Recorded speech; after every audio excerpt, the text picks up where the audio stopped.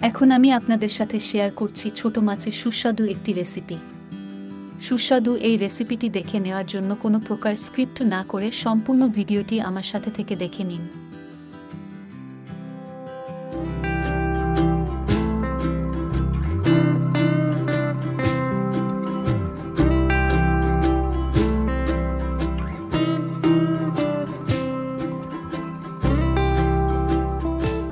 গরম কড়াইতে দিয়ে দিয়েছি সরিষার তেল। আমি বেশিরভাগ রান্নাগুলো সরিষার তেল দিয়ে করে থাকি, এর জন্য সরিষার তেল দিয়ে দিয়েছি। দিয়ে দিচ্ছি কুচি করে রাখা পেঁয়াজ।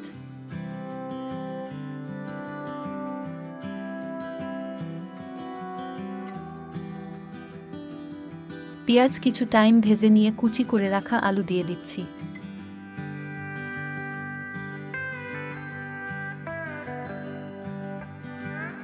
দিয়ে দিচ্ছি কুচি করে রাখা ডাঁটা।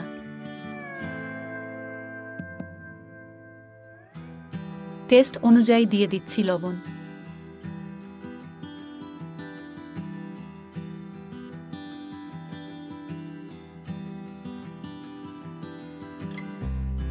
এরপর দিয়ে দিচ্ছি কুচি করে রাখা বেগুন।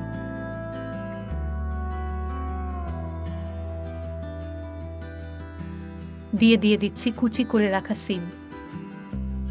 লবণ হলুদ মিশানো মাছগুলো দিয়ে দিচ্ছি।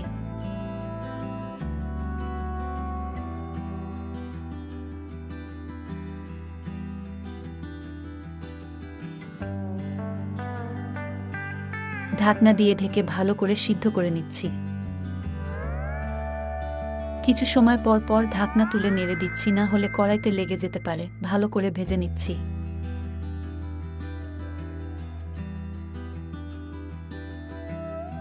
এক চামচ দিয়ে দিচ্ছি রসুন কালোজিরা বাটা। ভালো করে ভেজে নিচ্ছি যাতে রসুনের কাঁচা গন্ধ না আসে। দিয়ে দিচ্ছি অল্প পরিমাণে জল।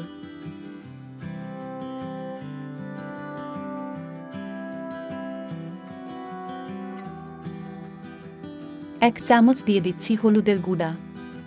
এক চামচ দিয়ে দিচ্ছি মরিচের গুঁড়া। দিয়ে দিচ্ছি কাঁচা মরিচ।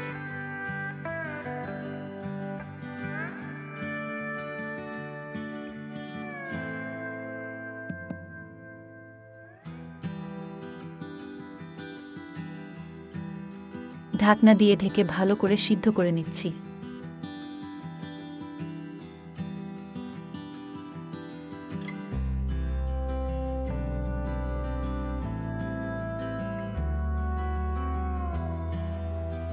বেশ অনেকটা সময় নিয়ে খুব ভালো করে কষিয়ে নিয়ে দিয়ে দিচ্ছি জল।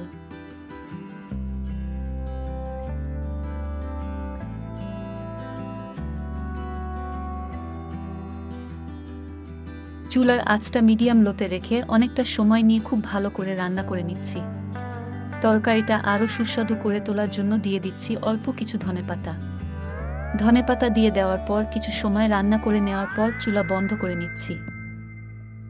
গরম ভাতের সাথে মাছের সুস্বাদু এই রেসিপিটা কিন্তু খুবই বেশি টেস্টি হয়। একবার হলেও ঠিক এরকমভাবে রান্না করে খেয়ে দেখবেন।